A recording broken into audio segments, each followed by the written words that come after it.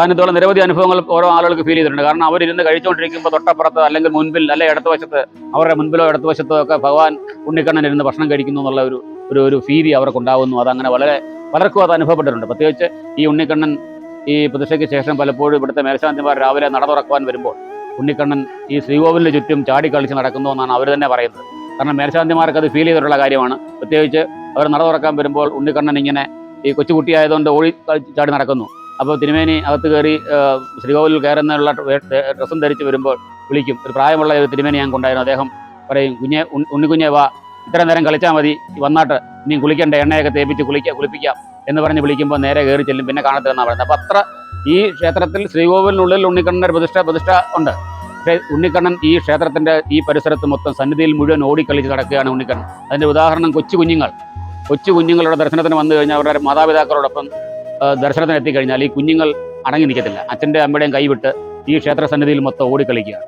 അപ്പം ഒന്ന് രണ്ട് രക്ഷകർത്താക്കൾ ഇങ്ങനെ അവരുടെ കുഞ്ഞുങ്ങളെ ഓടിക്കളിച്ച് വായുവൊക്കെ വെച്ച് ചിരിച്ച് വായു നടക്കുമ്പം അത് അവർ രക്ഷകർത്താക്കൾ ആ കുഞ്ഞുങ്ങളെ വിളിക്കുമ്പോൾ തിരുമേനിമാർ തന്നെ പറയും, വിളിക്കേണ്ട, അവർ ഒറ്റയ്ക്കല്ല കളിക്കുന്നത്, അവരോടൊപ്പം കണ്ണനുമുണ്ട്. കാരണം ശ്രീകോവിലിനകത്ത് മൊത്തം ഇരിക്കുകയല്ല, കണ്ണൻ ഇങ്ങനെ ഈ സന്നിധിയിൽ മൊത്തം ഓടിക്കളിച്ച് കൊച്ചു കുഞ്ഞാണ്. 13 വയസ്സിൽ താഴെയുള്ള ബാലഭാവത്തിലുള്ള ഉണ്ണിക്കണ്ണനാണ് ഇവിടുത്തെ പ്രതിഷ്ഠ. രോഹിണി കൂട്ടിൽ പങ്കെടുക്കുവാനായി എത്തി ഭക്ഷണം കഴിച്ചുകൊണ്ടിരിക്കുന്ന ഭക്തജനങ്ങളോടൊപ്പം ഉളനാട്ടിലെ ഉണ്ണിക്കണ്ണനും ഇറങ്ങി വന്ന് ഭക്ഷണം കഴിക്കുന്നു എന്നുള്ളതാണ് എൻ്റെ ഏറ്റവും വലിയൊരു പ്രാധാന്യം. മനസ്സുരുകി ഉളനാട്ടിലെ ഉണ്ണിക്കണ്ണനെ വിളിക്കുന്ന ഒരു ഭക്തയെയും ഭഗവാൻ നിരാശരാക്കി വിടാറുണ്ട്. അതാണ് യാഥാർത്ഥ്യം. നമസ്കാരം. പുതിയൊരു വീഡിയോയിലേക്ക് ഏവർക്കും സ്വാഗതം. ആദ്യം തന്നെ എല്ലാ പ്രിയപ്പെട്ടവർക്കും ഹൃദയം നിറഞ്ഞ വിശ്വാസങ്ങൾ. വിഷു എന്ന് പറഞ്ഞാൽ ആദ്യം ഓർമ്മ വരുന്നത് കണികാണലാണ്. കണികാണൽ എന്ന് പറഞ്ഞാൽ കണ്ണനാണ്. അതുകൊണ്ട് തന്നെ ഇന്നത്തെ വീഡിയോ കണ്ണനെ കുറിച്ചാണ്. അതായത് കണ്ണന്റെ അനുഗ്രഹം കൊണ്ട് അത്ഭുത കാര്യങ്ങൾ സംഭവിക്കുന്ന ഒരു ക്ഷേത്രത്തെ കുറിച്ചാണ് ഇന്ന് നിങ്ങളെ പരിചയപ്പെടുത്തുന്നത്. ഇത് കുറെ പേർക്കൊക്കെ ഈ ഒരു ക്ഷേത്രം അറിയാം, കാരണം അത്ര പ്രശസ്തിയിലേക്ക് ഉയർന്നുകൊണ്ടിരിക്കുന്ന ഒരു ക്ഷേത്രമാണ്. അതായത് കണ്ണൻ പ്രത്യക്ഷത്തിൽ ആ ക്ഷേത്രത്തിൽ എത്തുന്നു എന്നുള്ളതാണ് എടുത്തു പറയേണ്ട ഒരു അത്ഭുത കാര്യം. കണ്ണൻ പലപ്പോഴും ഓടിക്കളിക്കുന്നത് മേൽശാന്തിമാർ കണ്ടതായി പറയപ്പെടുന്നു. ഭക്തജനങ്ങൾ അവിടെ വന്ന് മനസ്സുരുകി പ്രാർത്ഥിക്കുമ്പോൾ ചില തോന്നലുകൾ, ചില പ്രത്യേക സമയങ്ങളിൽ ഭക്തജനങ്ങൾക്ക് ചില അനുഭവങ്ങൾ ഉണ്ടാകുന്നു. കാൽത്തളയുടെ ഒരു സൗണ്ട്, അതായത് ഒരു കൊച്ചുകുട്ടി ഓടിക്കളിക്കുമ്പോൾ കാൽത്തള തിരുങ്ങുമ്പോഴുള്ള സൗണ്ട്, അതുപോലെ ചില സമയങ്ങളിൽ ഓടക്കുഴലിന്റെ സൗണ്ട്. ഇങ്ങനെ എടുത്തു പറയാൻ അനുഭവങ്ങൾ ഒരുപാടുള്ള, അത്ഭുതങ്ങൾ ഒരുപാടുള്ള ഒരു ക്ഷേത്രത്തെ കുറിച്ചാണ് നിങ്ങളെ പരിചയപ്പെടുത്തുന്നത്. ഇത് പത്തനംതിട്ട ജില്ലയിലെ കുളനട ഗ്രാമപഞ്ചായത്തിലെ ഉളനാട് ശ്രീകൃഷ്ണസ്വാമി ക്ഷേത്രം. ഈ ഒരു ക്ഷേത്രത്തെ കുറിച്ചാണ് ഇന്നത്തെ വീഡിയോയിൽ ഉൾപ്പെടുത്തിയിരിക്കുന്നത്. ഇത് അത്ഭുത ക്ഷേത്രം തന്നെ എന്ന് എടുത്തു പറയേണ്ടി വരും. കാരണം ഇവിടെ ചില വഴിപാടുകളുണ്ട്. ആ വഴിപാടുകൾ മനസ്സുരുകി പ്രാർത്ഥിച്ചു കഴിഞ്ഞാൽ അതിൻ്റെ ഫലം കിട്ടുമെന്നുള്ളത് 100% ഉറപ്പാണ്. എടുത്തു പറയുന്നത് ഇന്ത്യയിൽ അല്ലെങ്കിൽ ഒരുപക്ഷെ ലോകത്ത് തന്നെ ഉറി വഴിപാട് നടക്കുന്ന ഒരു ക്ഷേത്രം ഈ ഒരു ക്ഷേത്രമാണെന്ന് പറയുന്നു. അതായത് നമുക്കൊരാഗ്രഹം സാധിക്കണമെങ്കിൽ അവിടെ വന്ന് ഉണ്ണിക്കണ്ണനാണ് അവിടുത്തെ, ആ ഉണ്ണിക്കണ്ണനോട് പ്രാർത്ഥിച്ച് ഇന്ന ആഗ്രഹം പറഞ്ഞു, ആ ആഗ്രഹം സാധിച്ചു കഴിഞ്ഞാൽ ഒരു ഉറി വഴിപാട് നടത്തിയേക്കാം എന്നാണ് ഭക്തർ പറയുന്നത്. നിങ്ങൾ ആ ക്ഷേത്രത്തിലേക്ക് ഒന്ന് ചെന്ന് നോക്കണം. അവിടെ നിരനിരയായിട്ട് തൂക്കിയിട്ടേക്കുന്ന ഉറികൾ കാണാം. ഇതൊക്കെ ആഗ്രഹങ്ങൾ സാധിച്ചതിന് ശേഷം ഭക്തജനങ്ങൾ കൊണ്ട് സമർപ്പിച്ച ഉറികളാണ്. ശരിക്കും അത്ഭുതപ്പെടുത്തുന്ന അനുഭവങ്ങളുള്ള, ഞാൻ നേരത്തെ പറഞ്ഞ പോലെ കണ്ണൻ പലപ്പോഴും പ്രത്യക്ഷത്തിൽ ഓടിക്കളിക്കുന്ന, ആ ഉണ്ണിക്കണ്ണൻ ഓടിക്കളിക്കുന്ന, അല്ലെങ്കിൽ അവിടെ എത്തുന്ന കുട്ടികൾക്കൊപ്പം, അവിടെ എത്തുന്ന കുഞ്ഞുങ്ങൾ, രക്ഷകർത്താക്കൾക്കൊപ്പം എത്തുന്ന കുഞ്ഞുങ്ങൾ രക്ഷകർത്താക്കളുടെ കൈ തട്ടിമാറ്റി അവിടെ ഓടിക്കളിക്കുന്നു. ഈ ഓടിക്കളിക്കുന്നതിൻ്റെ കാരണം ഈ കുട്ടികൾക്കൊപ്പം ഒരാളും കൂടെ ഓടിക്കളിക്കുന്നു എന്നാണ് പറയുന്നത്. അത് മറ്റാരുമല്ല, സാക്ഷാൽ ഉണ്ണിക്കണ്ണനാണ്. അതുപോലെ എടുത്തു പറയേണ്ട മറ്റൊരു കാര്യമാണ്, ഈ ക്ഷേത്രത്തിന്റെ പ്രതിഷ്ഠ നടന്നത് ഒരു രോഹിണി നാളിലാണ്. എല്ലാ മാസവും രോഹിണി നാളിൽ ഒരു കാര്യ ലക്ഷ്യ പ്രാപ്തി പൂജ, ഒരു പ്രത്യേക പൂജയുണ്ട്. നമ്മുടെ കാര്യങ്ങൾ സാധിക്കാനായിട്ട് നടത്തുന്ന ഒരു പൂജയുണ്ട്. ആ പൂജയിലൊക്കെ ആയിരക്കണക്കിന് ആളുകളാണ് പങ്കെടുക്കുന്നത്. ഇതിനുശേഷം രോഹിണി കൂട്ടെന്ന് പറഞ്ഞ ഒരു അന്നദാനമുണ്ട്. ഈ അന്നദാനത്തിൽ സാക്ഷാൽ ഉണ്ണിക്കണ്ണനും പങ്കുചേരുന്നു എന്നാണ് വിശ്വാസം. അത് പല ഭക്തജനങ്ങളുടെ അനുഭവത്തിൽ നിന്നും മനസ്സിലാക്കിയിട്ടുണ്ടെന്നാണ് വിശ്വാസികൾ പറയുന്നത്. അതായത് അവിടെ കണ്ണൻ ആ ഒരു ഉച്ച സമയത്ത് ഊണ് കഴിക്കാൻ ഭക്തജനങ്ങൾക്കൊപ്പം ഒരു ഉണ്ണിക്കണ്ണനായിട്ട് അല്ലെങ്കിൽ ഒരു കുട്ടി രൂപത്തിൽ, ഒരു കുഞ്ഞിൻ്റെ രൂപത്തിൽ അവിടെ എത്തുന്നുവെന്നാണ്. ഇതിന് ഒരുപാട് പേരാണത്രേ അനുഭവസ്ഥർ. അത്ഭുതങ്ങൾ നിറഞ്ഞു നിൽക്കുന്ന ഒരു ക്ഷേത്രമെന്ന് വേണം പറയാൻ ഈ ശ്രീകൃഷ്ണസ്വാമി ക്ഷേത്രം. അപ്പോൾ ഈ ഒരു ക്ഷേത്രത്തിൻ്റെ ഐതിഹ്യവും അനുഭവങ്ങളും എല്ലാ കാര്യങ്ങളും നമുക്ക് പറഞ്ഞു തരുന്നത് ക്ഷേത്രത്തിൻ്റെ പ്രസിഡൻ്റായിട്ടുള്ള ഉളനാട് ഹരികുമാർ എന്ന് പറഞ്ഞ ചേട്ടനാണ്. ആ ചേട്ടൻ്റെ വാക്കുകളൊക്കെ ഒന്ന് നമുക്ക് കേട്ടു തരാം. ക്ഷേത്രത്തിൻ്റെ ദൃശ്യങ്ങളും നമുക്കൊന്ന് കാണാം. ഓം നമോ നാരായണായ. ഉളനാട് ശ്രീകൃഷ്ണസ്വാമി ക്ഷേത്രം ഇന്ന് ഉളനാട്ടിലെ ഉണ്ണിക്കണ്ണൻ്റെ അനുഗ്രഹം കൊണ്ട് ലോകപ്രശസ്തമായ ഒരു ക്ഷേത്ര സന്നിധിയാണ് ഉളനാട് ശ്രീകൃഷ്ണസ്വാമി ക്ഷേത്രം. ഉളനാട് ശ്രീകൃഷ്ണസ്വാമി ക്ഷേത്രം ഈ നാട്ടിൽ വരുന്നതിന് മുമ്പ്, സ്ഥാപിതമാകുന്നതിന് മുമ്പ് ഉളനാട് എന്ന് പറയുന്നത് തീർത്തും ഒരു ഇരുളടഞ്ഞ പ്രദേശമായി. നാട്ടുവഴികളും കാടുകളും വനനിബിഡമായ ഒരു പ്രദേശം എന്ന് കണക്കെ പറയാം. അന്ന് അറിഞ്ഞിരുന്നത് ഉളനാടെന്നല്ല, ഉളകാട് എന്നറിയപ്പെടുന്നൊരു സ്ഥലമായിരുന്നു. ഈ ഉളനാടിൻ്റെ ഹൃദയഭാഗത്തായി സ്ഥിതി ചെയ്യുന്ന ഉളനാട് പോളച്ചിറ, ഈ ക്ഷേത്രത്തിന് സമീപമുള്ള പോളച്ചിറ, ആ പോളച്ചിറയിൽ ഒരു കായൽ മാടൻ എന്നൊരു ഭീകരസത്വം വാണിരുന്നുവെന്നാണ് പറയപ്പെടുന്നതും ഞങ്ങളുടെയൊക്കെ മുൻഗാമികൾ ഞങ്ങൾക്ക് പറഞ്ഞു തന്നിട്ടുള്ള അറിവതാണ്. അങ്ങനെ ആ കായൽമാടൻ എന്ന് പറയുന്ന ഒരു ഭീകരസത്വമായിരുന്നു ഈ നാട്ടിലുള്ള ആളുകൾ. അന്ന് ജനവാസം കുറവുള്ള ഒരു പ്രദേശമായിരുന്നു, വീടുകളുടെയൊക്കെ എണ്ണം കുറവായിരുന്നു. ഈ പ്രദേശത്തുള്ള ആളുകൾ മറ്റു പല സ്ഥലങ്ങളിലേക്കും പോകുവാനൊക്കെ ജംഗ്ഷനിലേക്ക് പോകുമ്പോൾ രാത്രിയും പകലും ഈ കായൽമാടൻ എന്ന് പറയുന്ന ഭീകരസത്വത്തിൻ്റെ ഉപദ്രവം വളരെ രീതിയിൽ പലതുണ്ടായിരുന്നു. കൈതക്കാടുകളും മറ്റ് കാടുകളൊക്കെ നിറഞ്ഞ ഒരു പ്രദേശമായിരുന്നു ഈ പോളച്ചിറയുടെ കരയെന്ന് പറയുന്നത്.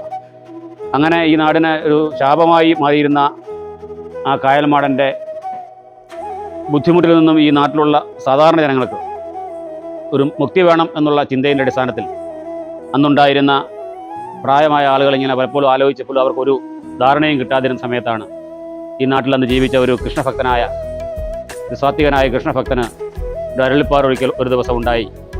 നിങ്ങളുടെ ഈ നാടിൻ്റെ ശാപം മാറ്റുന്നതിന് വേണ്ടി കായൽമാടൻ്റെ ബുദ്ധിമുട്ടിൽ നിന്നും ഈ നാട്ടിലുള്ള ജനങ്ങൾക്ക് സ്വസ്ഥത ലഭിക്കുന്നതിനും സമാധാനം ലഭിക്കുന്നതിനും വേണ്ടി നിങ്ങൾക്കെല്ലാവർക്കും ഈശ്വര ഭജനം നടത്തുവാനും ഭഗവാനെ ദർശനം നടത്തുവാനുമായി ഈ പോളച്ചിറയുടെ കരയോട് ചേർന്ന ഉചിതമായ സ്ഥലം കണ്ടെത്തി അവിടെ ഒരു ശ്രീകൃഷ്ണ ക്ഷേത്രം നിർമ്മിച്ച് ശ്രീകൃഷ്ണൻ്റെ പ്രതിഷ്ഠ നടത്തണം. അത് ഉണ്ണിക്കണ്ണനായാൽ ഏറ്റവും നല്ലത് എന്ന് ദേവഹിതത്തിൽ തെളിയുകയുണ്ടായി. അങ്ങനെ ആ ആളുകൾ, പ്രായമായ ആളുകൾ എല്ലാവരും കൂടി അവർ ചേർന്ന് ഈ ഉളനാട്ടിലെ ഹൈന്ദവ വിശ്വാസികളായ ആളുകളൊക്കെ കൂടി ഇങ്ങനെ ക്ഷേത്രം പണിയണമെന്നുള്ള നിരന്തരമായ ആലോചനയുടെ അടിസ്ഥാനത്തിലാണ് അങ്ങനെ അവരെല്ലാം കൂടി ചേർന്ന് ഇങ്ങനെ തട്ടയിൽ ഉള്ള ഒരു കുടുംബത്തെ സമീപിക്കുകയും അവർ കുടുംബത്തിൻ്റെ വകയായിരുന്നു ഈ സ്ഥലം. ആ സ്ഥലം അവരോട് ദാനമായി തരണമെന്ന് ആവശ്യപ്പെടുകയും അങ്ങനെ 12 സെൻറ്റ് സ്ഥലം ചരുവീട്ടി തെക്കേതിൽ എന്ന് പറയുന്ന വീട്ടിലെ ഗൗരിയമ്മയുടെ ഉടമസ്ഥയിലുണ്ടായിരുന്ന 12 സെൻറ്റ് സ്ഥലം വളരെ ഉചിതമായ ഈ ക്ഷേത്ര സന്നിധി നിലനിൽക്കുന്ന ഈ സ്ഥലം, പ്രധാന ശ്രീകോവിൽ ഉൾപ്പെടെ നിലനിൽക്കുന്ന ഈ സ്ഥലം ചരുവീട്ടി തെക്കേതിൽ എന്ന് പറയുന്ന കുടുംബത്തിൻ്റെ വകയായിട്ടുള്ളതായിരുന്നു. അവരത് ദാനമായി നാട്ടിലെ ക്ഷേത്രം പണിയുന്നതിന് വേണ്ടി സമർപ്പിക്കുകയും ചെയ്തു. അങ്ങനെയാണ് ഇവിടെ ഒരു ക്ഷേത്രം പണിതത്. ആ ക്ഷേത്രം നാട്ടുകാരുടെ എല്ലാവരുടെയും സഹകരണത്തിൽ, ഹൈന്ദവ സമുദായങ്ങളുടെ എല്ലാവരുടെ സഹകരണത്തിലും പ്രത്യേകിച്ച് അതിന് നേതൃത്വം കൊടുത്ത ആളുകൾ വളരെ സമയത്തോടുകൂടി തന്നെ അതിൻ്റെ എല്ലാവരെയും സംഘടിപ്പിച്ചുകൊണ്ട് ക്ഷേത്രം നിർമ്മിച്ച് ചെങ്ങന്നൂരിലെ ഒരു ശില്പിയാണ് ഈ ക്ഷേത്രത്തിനുള്ളിൽ പ്രതിഷ്ഠിച്ചിരിക്കുന്ന ഉണ്ണിക്കണ്ണൻ്റെ കൃഷ്ണശിലയിൽ ഉള്ള രൂപം കൊത്തിയെടുത്തത്.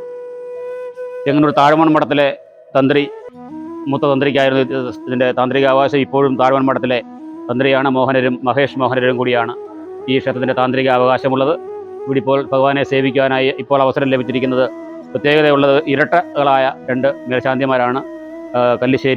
ചെങ്ങന്നൂർ കല്ലിശ്ശേരിയിലുള്ള കല്ലൂർ ഇല്ലത്തിലെ പ്രമോദ് നമ്പൂതിരിയും പ്രകാശ് നമ്പൂതിരിയും 2 പേരാണ് അവർ ഇവിടെ ക്ഷേത്രത്തിൽ മേൽശാന്തിമാരായി ഭഗവാനെ സേവിക്കുന്നത്. ഈ ഉണ്ണിക്കണ്ണനെ പ്രതിഷ്ഠിച്ചതിന് ശേഷം ഈ നാട്ടിൽ നിന്നും, ഈ നാട്ടിൽ ഈ പോളച്ചിറയിലുണ്ടായിരുന്ന ജനങ്ങൾക്ക് ബുദ്ധിമുട്ടുണ്ടായിക്കൊണ്ടിരുന്ന കായൽമാടൻ്റെ ബുദ്ധിമുട്ട്, ശല്യം ജനങ്ങൾക്ക് പൂർണ്ണമായി ഒഴിവായി. അങ്ങനെ ഈ നാടിനെ, ഈ ഉളനാട്ടിലെ ഉണ്ണിക്കണ്ണൻ്റെ പ്രതിഷ്ഠയോടുകൂടി ഈ കായൽമാടൻ്റെ ശല്യത്തിൽ നിന്നും ഈ നാടിനെ മോചിപ്പിച്ചു എന്നുള്ളതാണ് യഥാർത്ഥ സത്യം.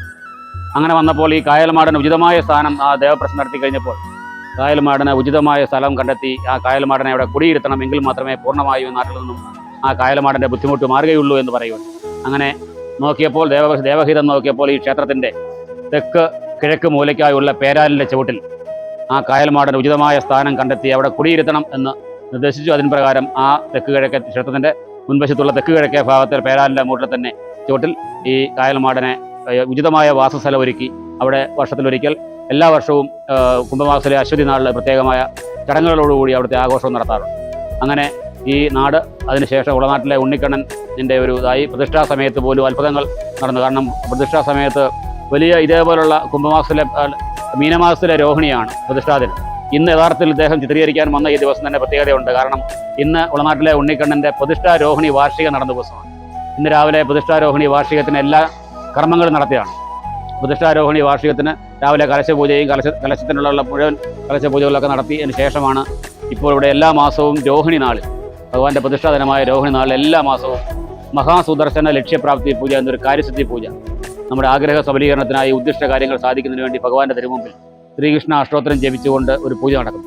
ഇന്ന് കേരളത്തിൻ്റെ തെക്കേയറ്റം മുതൽ വടക്കേയറ്റം വരെയുള്ള 14 ജില്ലകളിൽ നിന്നായി 10,000-കണക്കിന് ഭക്തജനങ്ങളാണ് ഈ പൂജയിൽ പങ്കെടുക്കുവാനായി എത്തിക്കൊണ്ടിരിക്കുന്നത്. ക്ഷേത്ര സന്നിധി ആകെ നിറഞ്ഞു കവിഞ്ഞുള്ള ക്ഷേത്രത്തിൻ്റെ സന്നിധിയും അതേപോലെ തന്നെ ക്ഷേത്രത്തിൻ്റെ മുൻവശത്തുള്ള പാർക്കിംഗ് ഗ്രൗണ്ടും അന്നദാന മണ്ഡപവും അടക്കം എല്ലാ സ്ഥലത്തും ഭക്തജനങ്ങളുടെ ഒരു നീണ്ട നിര അനുഭവപ്പെട്ടുകൊണ്ട് ഇപ്പോൾ പൂജ അങ്ങോട്ട് കഴിഞ്ഞതേ ഉള്ളൂ. അതിനുശേഷം ആ പൂജയ്ക്ക് ശേഷം നമുക്കറിയാം, പൂജയ്ക്ക് ശേഷം ഒരു അന്നദാനമായി എന്ന് പറയുന്നത് രോഹിണി ഊട്ട് എന്ന് പറയുന്ന ഒരു പ്രത്യേകതയോടുകൂടി രോഹിണി ഊട്ട് എന്ന എല്ലാ മാസവും രോഹിണി നാളിൽ രോഹിണി ഊട്ട് നടത്താറുണ്ട്. ഈ രോഹിണി ഊട്ട് എന്ന് പറയുന്നത് ഇവിടെ ഈ പൂജയിൽ പങ്കെടുക്കാൻ എത്തുന്ന മുഴുവൻ ഭക്തജനങ്ങൾക്കും അതേപോലെ തന്നെ ഈ നാട്ടിലെത്തുന്ന മുഴുവൻ ഭക്തജനങ്ങൾക്കും അന്നപ്രസാദം കൊടുക്കുക എന്നുള്ളതാണ് രോഹിണി ഊട്ട് എന്ന പേരിൽ. ആ പേര് ഇടാൻ കാരണം ഈ രോഹിണി ഊട്ട് വഴിപാടായി സമർപ്പിക്കുന്ന ആളുകൾ അവരോടൊപ്പം ഉണ്ണിക്കണ്ണൻ്റെ സാന്നിധ്യം എപ്പോഴും ഉണ്ട്. അതേപോലെ തന്നെ ഈ അന്നപ്രസാദം കഴിക്കുവാനായി രോഹിണി ഊട്ടിൽ പങ്കെടുക്കുവാനായി എത്തി ഭക്ഷണം കഴിച്ചുകൊണ്ടിരിക്കുന്ന ഭക്തജനങ്ങളോടൊപ്പം ഉളനാട്ടിലെ ഉണ്ണിക്കണ്ണനും ഇറങ്ങി വന്ന് ഭക്ഷണം കഴിക്കുന്നു എന്നുള്ളതാണ് എൻ്റെ ഏറ്റവും വലിയൊരു പ്രാധാന്യമുള്ളത്. അത്രമാത്രം പ്രാധാന്യത്തോടെയാണ് ആ രോഹിണി ഊട്ട് എന്ന് പറയുന്ന അന്നപ്രസാദം ഇവിടെ നടത്തിക്കൊണ്ടിരിക്കുന്നത്. അതെല്ലാ മാസവും ഇപ്പോൾ ഓരോ ഭക്തജനങ്ങളാണ് വഴിപാടായി സമർപ്പിക്കുന്നത്. ആ അനുഭവങ്ങളെന്ന് പറഞ്ഞാൽ ഈ സ്ഥാനത്തോളം നിരവധി അനുഭവങ്ങൾ ഓരോ ആളുകൾക്ക് ഫീൽ ചെയ്തിട്ടുണ്ട്. കാരണം അവരിരുന്ന് കഴിച്ചുകൊണ്ടിരിക്കുമ്പോൾ തൊട്ടപ്പുറത്ത് അല്ലെങ്കിൽ മുൻപിൽ അല്ലെങ്കിൽ ഇടതുവശത്ത് അവരുടെ മുൻപിലോ ഇടതുവശത്തോ ഒക്കെ ഭഗവാൻ ഉണ്ണിക്കണ്ണൻ ഇരുന്ന് ഭക്ഷണം കഴിക്കുന്നു എന്നുള്ള ഒരു ഫീതി അവർക്കുണ്ടാകുന്നു. അതങ്ങനെ പലർക്കും അത് അനുഭവപ്പെട്ടിട്ടുണ്ട്. പ്രത്യേകിച്ച് ഈ ഉണ്ണിക്കണ്ണൻ ഈ പ്രതിഷ്ഠയ്ക്ക് ശേഷം പലപ്പോഴും ഇവിടുത്തെ മേൽശാന്തിമാർ രാവിലെ നട തുറക്കുവാൻ വരുമ്പോൾ ഉണ്ണിക്കണ്ണൻ ഈ ശ്രീകോവിലിന് ചുറ്റും ചാടിക്കളിച്ച് നടക്കുന്നു എന്നാണ് അവർ തന്നെ പറയുന്നത്. കാരണം മേൽശാന്തിമാർക്ക് അത് ഫീൽ ചെയ്തിട്ടുള്ള കാര്യമാണ്. പ്രത്യേകിച്ച് അവർ നട തുറക്കാൻ വരുമ്പോൾ ഉണ്ണിക്കണ്ണൻ ഇങ്ങനെ ഈ കൊച്ചുകുട്ടിയായതുകൊണ്ട് ഓടി ചാടി നടക്കുന്നു.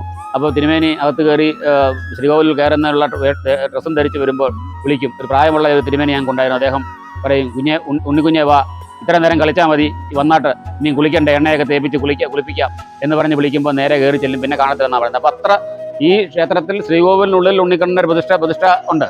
പക്ഷേ ഉണ്ണിക്കണ്ണൻ ഈ ക്ഷേത്രത്തിൻ്റെ ഈ പരിസരത്ത് മൊത്തം സന്നിധിയിൽ മുഴുവൻ ഓടിക്കളിച്ച് നടക്കുകയാണ് ഉണ്ണിക്കണ്ണൻ. അതിൻ്റെ ഉദാഹരണം കൊച്ചു കുഞ്ഞുങ്ങളുടെ ദർശനത്തിന് വന്നു കഴിഞ്ഞാൽ അവരുടെ മാതാപിതാക്കളോടൊപ്പം ദർശനത്തിന് എത്തിക്കഴിഞ്ഞാൽ ഈ കുഞ്ഞുങ്ങൾ അടങ്ങി നിൽക്കത്തില്ല. അച്ഛൻ്റെ അമ്മയുടെയും കൈവിട്ട് ഈ ക്ഷേത്ര സന്നിധിയിൽ മൊത്തം ഓടിക്കളിക്കുക. അപ്പം 1-2 രക്ഷകർത്താക്കൾ ഇങ്ങനെ അവരുടെ കുഞ്ഞുങ്ങളെ ഓടിക്കളിച്ച് വായുമ്പോൾ ഒക്കെ വെച്ച് ചിരിച്ച് വായു നടക്കുമ്പം അത് അവർ രക്ഷകർത്താക്കൾ ആ കുഞ്ഞുങ്ങളെ വിളിക്കുമ്പോൾ തിരുമേനിമാർ തന്നെ പറയും, വിളിക്കണ്ട, അവർ ഒറ്റയ്ക്കല്ല കളിക്കുന്നത്, അവരോടൊപ്പം കണ്ണനുമുണ്ട്. കാരണം ശ്രീകോവിലിനകത്ത് മൊത്തം ഇരിക്കുകയല്ല, കണ്ണൻ ഇങ്ങനെ ഈ സന്നിധിയിൽ മൊത്തം ഓടിക്കളിച്ച് കൊച്ചു കുഞ്ഞാണ്. 13 വയസ്സിൽ താഴെയുള്ള ബാലഭാവത്തിലുള്ള ഉണ്ണിക്കണ്ണനാണ് ഇവിടുത്തെ പ്രതിഷ്ഠ.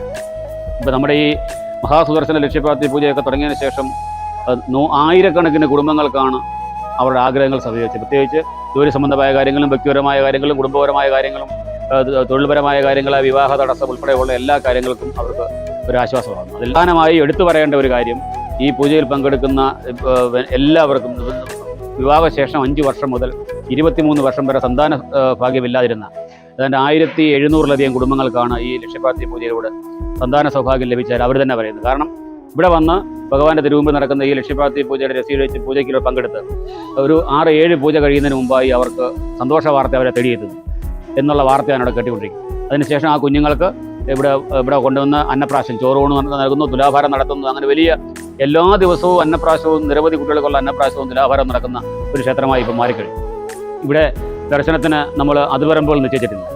ക്ഷേത്ര പരിശുദ്ധി പരിപാലിച്ച് വരുന്ന ഏതൊരു ഭക്തനും, അത് ഏത് മതത്തിൽപ്പെട്ട ആളാണെങ്കിലും അവർക്കകത്ത് കയറി ഭഗവാനെ കണ്ട് ദർശനം നടത്തി അവരുടെ സങ്കടങ്ങൾ ഭഗവാന്റെ മുമ്പിൽ നിരത്തി സങ്കടങ്ങളൊക്കെ ഭഗവാന്റെ മുമ്പിൽ പറയുന്നതിനുള്ള സൗകര്യം നാലമ്പലത്തിനകത്ത് കയറ്റി അവർക്ക് തുടങ്ങാം. കാരണം ക്ഷേത്ര പരിശുദ്ധിയോടെ വരിക, അത് മാത്രമേ നമ്മൾ നിഷ്കഴിച്ചിട്ടുള്ളൂ. അല്ലാതെ ഒരു അതിർവരമ്പുകളും ഇവിടെ നിശ്ചയിച്ചിട്ടില്ല. ഭക്തന് ഏത് ഭക്തനും ഇവിടെ വരാം.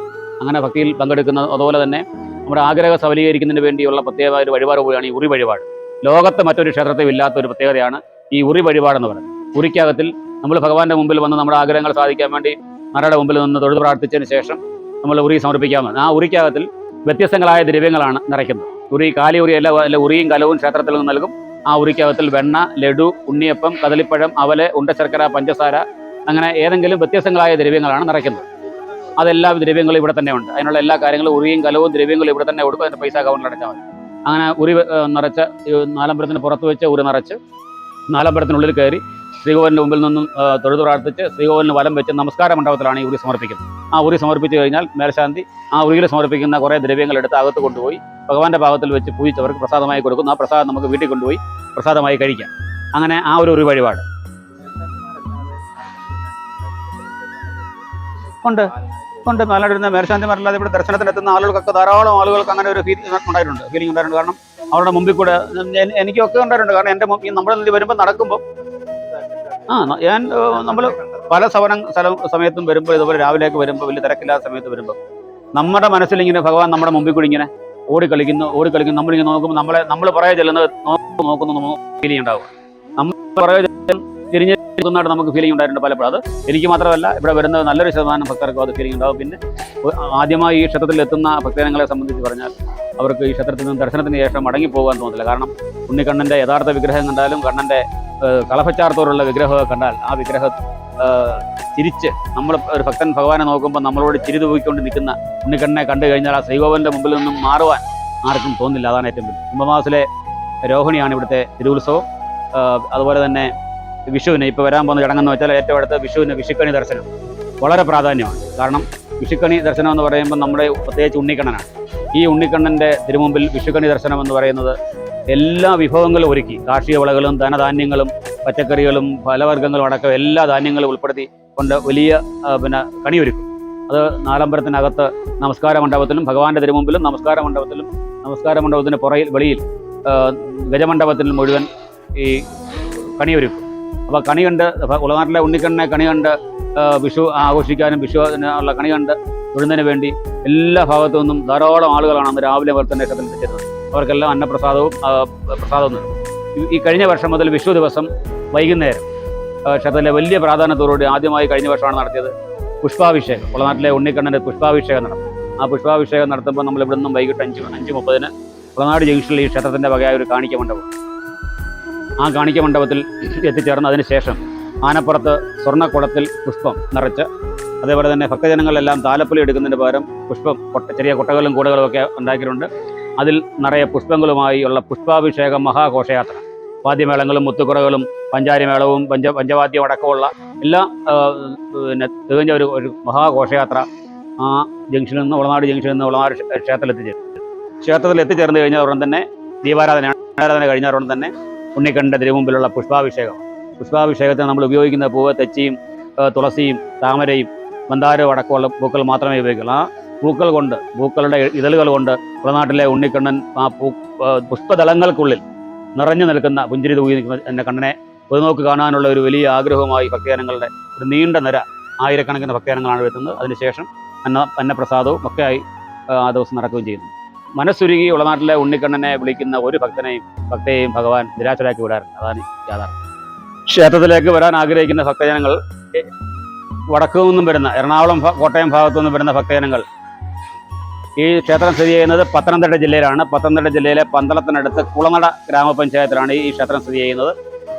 വടക്കു നിന്ന് എറണാകുളം കോട്ടയം ഭാഗത്തു നിന്ന് വരുന്ന ഭക്തജനങ്ങൾ പന്തളം പോകാതെ ചെങ്ങന്നൂർ കഴിഞ്ഞ് കുളനട എന്ന സ്ഥലത്ത് വരികയും കുളനടയിൽ വരിക. അതേപോലെ തന്നെ തിരുവനന്തപുരം ഭാഗത്തു നിന്നും കൊട്ടാരക്കര തിരുവനന്തപുരം ഭാഗത്തു നിന്ന് വരുന്ന ഭക്തജനങ്ങൾ അടൂർ കഴിഞ്ഞ് കുളനടയിലെത്തി. കുളനടയിൽ നിന്നും 3.5 കിലോമീറ്റർ ഉള്ളിലാണ്. കുളനടയിൽ നിന്നും കുളനട ഓമല്ലൂർ റോഡിൽ കുളനട TB ജംഗ്ഷനിൽ നിന്നും കുളനടയുള്ള മുക്കവല MC റോഡിൽ നിന്നുള്ള മുക്കവലയിൽ നിന്നും ഒരു 200 മീറ്റർ മുമ്പോട്ട് വന്നതിന് ശേഷം വീണ്ടും വലത്ത് തിരിയുമ്പോൾ കുളനട ഓമല്ലൂർ റോഡാണ്. ആ കുളനട ഓമല്ലൂർ റോഡിൽ പ്രവേശിച്ച് 3.5 കിലോമീറ്റർ വരുമ്പോഴാണ് ഉളനാട് എന്ന് പറയുന്ന ഗ്രാമപ്രദേശം. ആ ഉളനാട് എന്ന് പറയുന്ന ജംഗ്ഷൻ വരെ പോകാതെ അവിടെ നിന്നും ജംഗ്ഷനിൽ താഴെയുള്ള പോസ്റ്റ് ഓഫീസ് ജംഗ്ഷനുണ്ട്, ഒരു സ്റ്റേഡിയം ജംഗ്ഷൻ. ആ സ്റ്റേഡിയം ജംഗ്ഷനിൽ നിന്നും 750 മീറ്റർ വന്നാൽ ഈ ക്ഷേത്രത്തിൻ്റെ തിരുമുറ്റത്തെത്താം. ഇന്ന് ഈ നാട് ഉളനാട് ശ്രീകൃഷ്ണസ്വാമി ക്ഷേത്രത്തിൻ്റെ പേരിൽ, ഉളനാട്ടിലെ ഉണ്ണിക്കണ്ണൻ്റെ പേരിൽ ലോകമെങ്ങും അറിയപ്പെടുന്ന ഒരു പ്രദേശമായി മാറിക്കഴിഞ്ഞു എന്നുള്ളതാണ് ഏറ്റവും വലിയ പ്രത്യേകത. അപ്പോൾ ഉളനാട് ഉണ്ണിക്കണ്ണൻ്റെ അത്ഭുത കാര്യങ്ങൾ അല്ലെങ്കിൽ അത്ഭുത പ്രവർത്തികൾ, ക്ഷേത്രവിശേഷങ്ങൾ എല്ലാവരും കണ്ടു എന്ന് വിശ്വസിക്കുന്നു. ഈ ഒരു വീഡിയോ ഇഷ്ടപ്പെട്ടിട്ടുണ്ടെങ്കിൽ തീർച്ചയായും നിങ്ങൾ ലൈക്ക് ചെയ്യാൻ മറക്കരുത്. ചാനൽ ഇഷ്ടപ്പെട്ടിട്ടുണ്ടെങ്കിൽ ഒന്ന് സബ്സ്ക്രൈബ് ചെയ്യാനും മറക്കരുത്. മറ്റു വീഡിയോ എത്താം. നന്ദി.